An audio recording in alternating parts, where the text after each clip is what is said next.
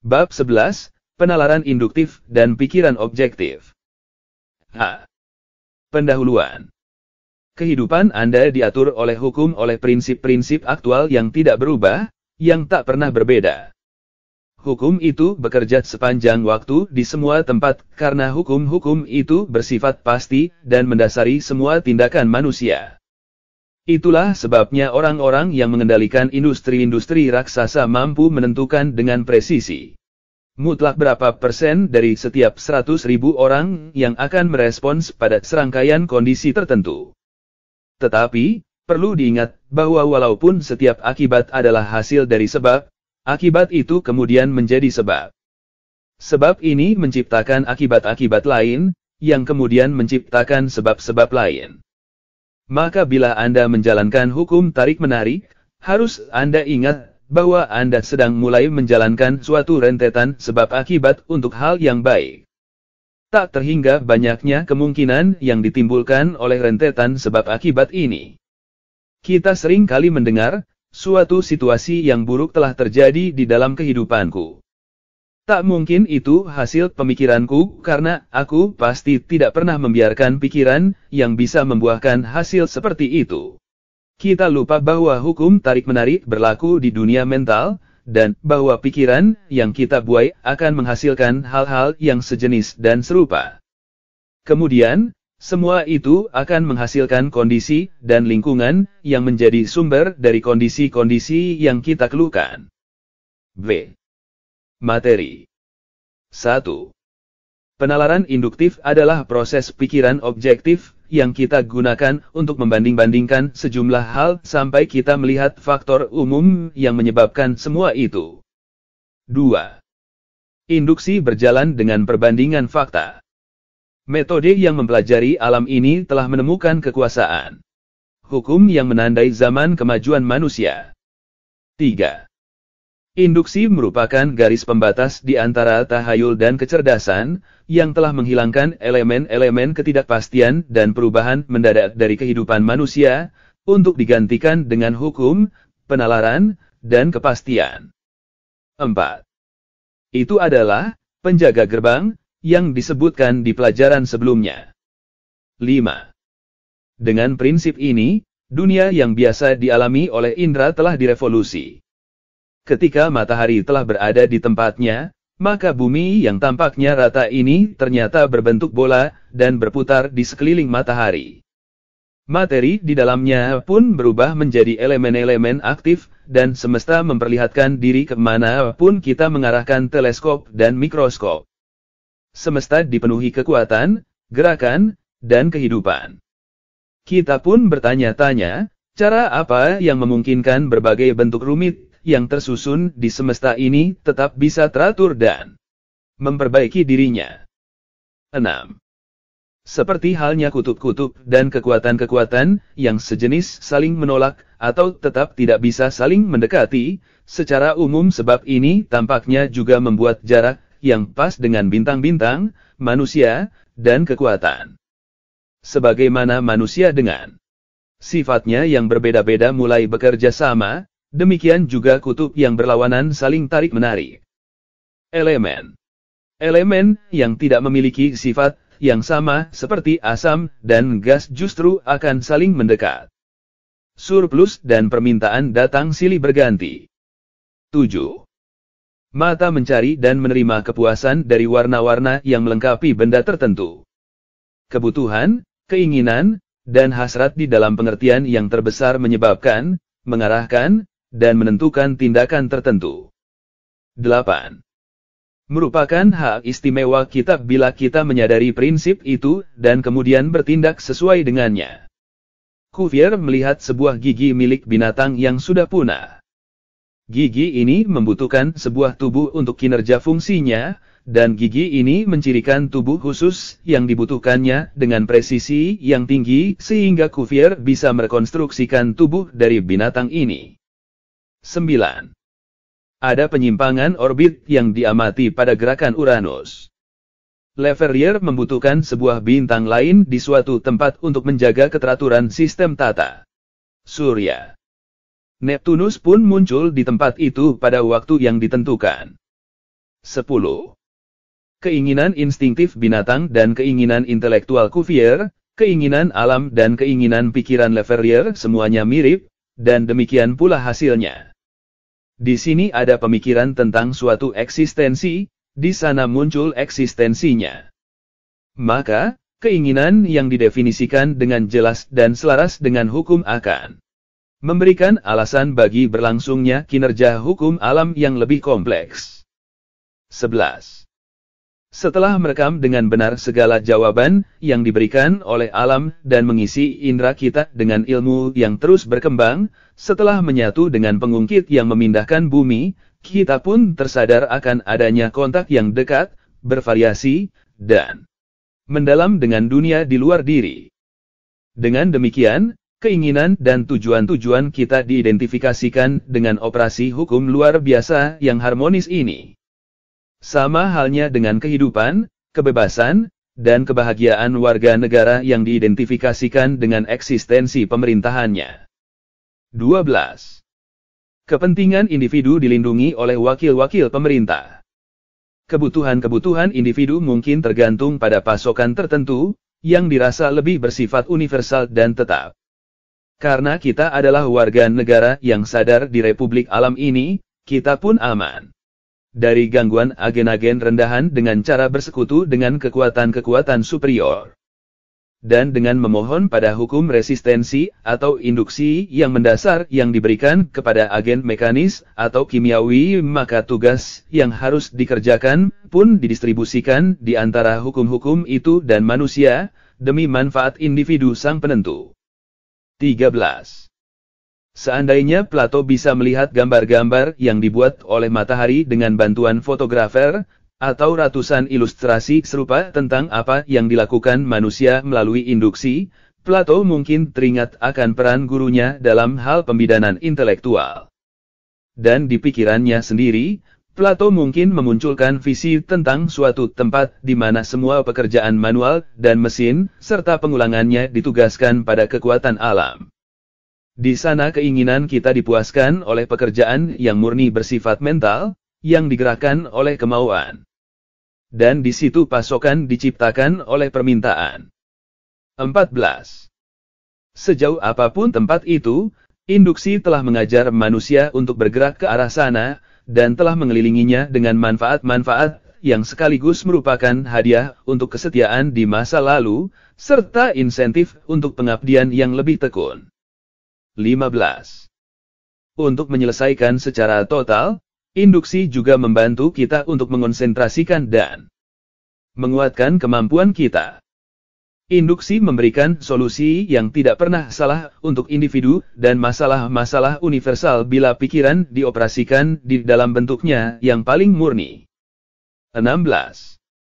Di sini kita menemukan suatu metode, yang intinya adalah mempercayai bahwa supaya kita memperoleh apa yang kita cari, kita harus terlebih dulu percaya bahwa hal itu telah diperoleh. Metode itu diwariskan kepada kita oleh Plato, yang di luar lingkupnya, tidak pernah bisa mengetahui bagaimana ide-ide menjadi realitas. 17. Konsepsi ini juga dijelaskan oleh Swedenborg di dalam doktrinnya tentang persesuaian. Dan seorang guru yang lebih besar telah berkata, apapun yang kamu minta dan doakan, percayalah bahwa kamu telah menerimanya, niscaya kamu akan memperolehnya. 18.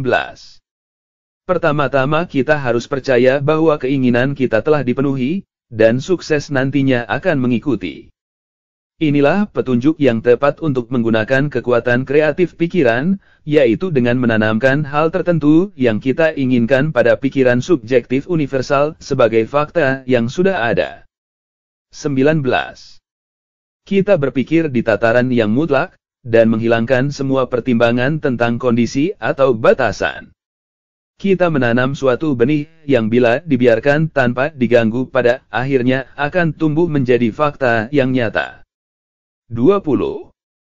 Sebagai kajian, penalaran induksi adalah proses dari pikiran objektif yang kita gunakan untuk membandingkan sejumlah contoh terpisah antara satu dengan lainnya, sampai kita melihat faktor umum yang menjadikan semua itu Kita melihat orang-orang di setiap negara beradab di dunia ini yang memperoleh hasil melalui proses yang tampaknya tidak mereka pahami. Biasanya mereka menganggapnya sebagai misteri. Penalaran kita diberikan kepada kita dengan tujuan untuk mengetahui hukum yang digunakan untuk mencapai hasil-hasil itu. 21. Kinerja proses pemikiran terlihat pada orang-orang yang beruntung, yang memiliki segala sesuatu, sementara orang-orang lain harus bekerja keras untuk memperolehnya. Orang-orang yang beruntung ini tidak pernah harus berperang dengan hati nurani karena mereka selalu bertindak dengan benar dan selalu bersikap taktis. Mereka mempelajari segala sesuatu dengan mudah, menyelesaikan apa yang telah mereka mulai dengan baik dan bahagia, hidup harmonis dengan diri sendiri, tanpa harus banyak merefleksikan apa yang mereka lakukan. Mereka tidak pernah harus mengalami kesulitan atau harus bekerja keras. 22. Buah dari pemikiran ini seakan-akan merupakan hadiah dari dewa. Tetapi, hadiah ini disadari, dihargai, atau dipahami hanya oleh beberapa orang saja. Sungguh merupakan hal yang sangat penting untuk mengenali kekuatan luar biasa yang dimiliki oleh pikiran dalam kondisi-kondisi yang tepat. Dan penting untuk disadari adanya fakta bahwa kekuatan ini dapat digunakan, diarahkan, dan dibuat tersedia untuk solusi setiap masalah manusia. 23. Semua kebenaran memang sama, walaupun dinyatakan dengan istilah ilmiah modern atau di zaman kuno.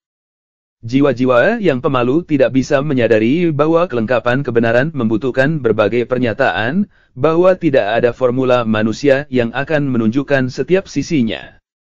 24.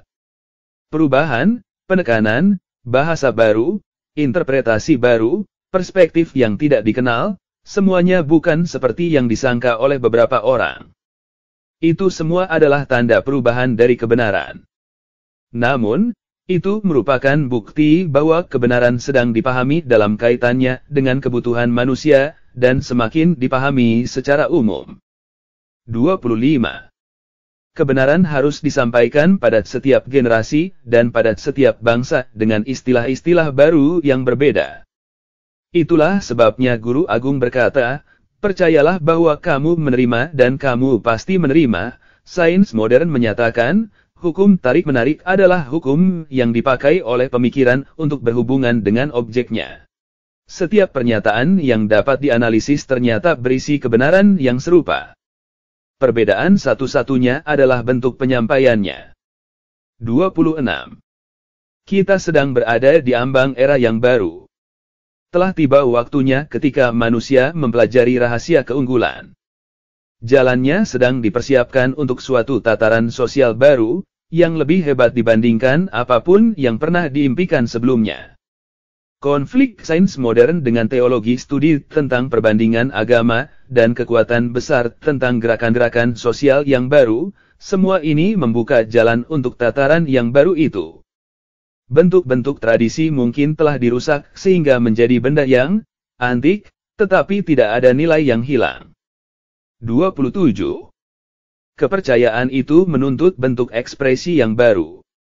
Dan keyakinan ini terbentuk di kesadaran yang mendalam tentang kekuatan, yang sedang dimanifestasikan pada aktivitas spiritual masa kini yang ditemukan di mana-mana. 28. Spirit yang berdiam di dalam mineral, bernapas di dalam sayuran, bergerak di dalam binatang, dan mencapai perkembangan tertingginya di dalam manusia adalah pikiran universal, dan ia menyelaraskan kita untuk menjembatani jurang antara ada dan melakukan teori dan praktik dengan cara mendemonstrasikan pemahaman kita tentang lingkup pengaruh yang telah diberikan kepada kita. 29. Sejauh ini, penemuan terbesar di sepanjang abad adalah kekuatan pikiran. Pentingnya penemuan ini disadari dengan sedikit terlambat, tetapi akhirnya ia disadari. Dan kini di setiap bidang riset, pentingnya penemuan terbesar dari segala penemuan besar ini sedang dibuktikan. 30. Anda bertanya, apa kekuatan kreatif dari pikiran ini? Jawabannya, menciptakan ide-ide. Lalu, Ide-ide ini mengaktualkan diri dengan cara menyediakan, menciptakan, mengamati, memahami, menemukan, menganalisis, menguasai, mengatur, menggabungkan, dan menggunakan materi dan kekuatan. Ia dapat melakukannya karena merupakan kekuatan kreatif yang cerdas. 31. Pemikiran mencapai aktivitasnya yang tertinggi ketika tenggelam ke kedalaman dirinya yang misterius. Ketika ia kemudian muncul melalui batasan diri yang sempit, dan melewati satu kebenaran ke kebenaran lain menuju wilayah cahaya kekal. Disinilah semua yang sekarang ada, yang dulu ada, yang akan selalu ada, melebur menjadi satu harmoni agung. 32. Dari proses perenungan diri ini, datanglah inspirasi yang merupakan inteligensi kreatif, dan yang tak terelakkan lagi bersifat superior dibandingkan setiap elemen, kekuatan, atau hukum alam lain karena ia bisa memahami, mengubah, mengatur, dan menggunakan semuanya untuk mencapai tujuannya sendiri. Semua itu dimilikinya. 33. Kearifan dimulai dengan munculnya penalaran, dan penalaran hanyalah pemahaman suatu pengetahuan dan prinsip-prinsip yang kita gunakan untuk mengetahui makna sejati dari segala sesuatu. Maka, kearifan adalah penalaran yang bersinar, dan kearifan ini mengarah pada kerendahan hati karena kerendahan hati merupakan bagian yang besar dari kearifan. 34. Kita mengetahui ada banyak orang yang telah mencapai apa yang tampaknya mustahil, yang telah mewujudkan impian seumur hidup, yang telah mengubah segalanya termasuk diri mereka sendiri. Terkadang kita terpesona melihat kekuatan yang tampaknya sungguh kuat, yang kelihatannya selalu tersedia ketika sangat dibutuhkan. Tetapi sekarang, segalanya sudah jelas. Yang dibutuhkan hanyalah pemahaman akan prinsip-prinsip dasar yang pasti, dan penerapannya yang tepat. 35. Untuk latihan Anda minggu ini, berkonsentrasilah pada kutipan yang diambil dari kitab suci, apapun yang kamu minta dan doakan, percayalah bahwa kamu telah menerimanya, niscaya kamu akan memperolehnya. Ingatlah bahwa di sini tidak ada batasan. Apapun, itu jelas sudah pasti. Maka, satu-satunya batasan yang diberikan pada kita adalah kemampuan kita untuk berpikir, untuk sesuai dengan kesempatannya, untuk bangkit pada keadaan darurat, untuk mengingat bahwa iman bukanlah suatu bayangan melainkan substansi dari segala hal yang diharapkan, bukti dari segala hal yang tidak terlihat. C. Tanya jawab. 1. Apakah penalaran induktif itu? Penalaran induktif adalah proses pikiran objektif yang kita gunakan untuk membanding-bandingkan sejumlah hal sampai kita melihat faktor umum yang menyebabkan semua itu. 2. Apa yang telah dicapai oleh metode studi ini? Hasilnya adalah penemuan kekuasaan hukum yang menandai zaman kemajuan manusia. 3. Apa yang membimbing dan menentukan tindakan? Kebutuhan, keinginan, dan hasrat yang di dalam pengertian terbesar menyebabkan, membimbing, dan menentukan tindakan. 4. Apa formula bagi solusi yang tepat untuk masalah setiap individu? Kita harus percaya bahwa keinginan kita telah dipenuhi. Maka, sukses akan mengikuti. 5. Siapa guru besar yang menganjurkan hal itu? Plato dan Swedenborg. 6. Apa hasil dari bekerjanya proses pemikiran itu? Kita sedang berpikir pada tataran yang mutlak dan sedang menanam benih, yang bila dibiarkan tak terganggu akan tumbuh dan berbuah. 7. Mengapa hal itu bersifat akurat secara ilmiah? Karena itu adalah hukum alam. 8. Apakah iman itu? Iman adalah substansi dari segala hal yang diharapkan, bukti dari segala hal yang tak terlihat. 9. Apakah hukum tarik-menarik itu? Hukum di mana iman dimanifestasikan. 10. Nilai penting apa yang Anda bubuhkan pada pemahaman tentang hukum ini? Ia telah menghilangkan elemen-elemen ketidakpastian dan perubahan mendadak dari kehidupan manusia, untuk digantikan dengan hukum, penalaran, dan kepastian. Kematian hanyalah proses alam di mana semua bentuk materi dimasukkan ke dalam cawan untuk direproduksi dengan keragaman yang baru. Bahwa manusia dapat mengubah dirinya sendiri, memperbaiki dirinya sendiri, mencipta kembali dirinya sendiri, mengendalikan lingkungannya, dan menguasai nasibnya sendiri merupakan kesimpulan dari setiap pikiran yang benar-benar menyadari akan kekuatan pikiran yang benar di dalam tindakan konstruktif. Larsen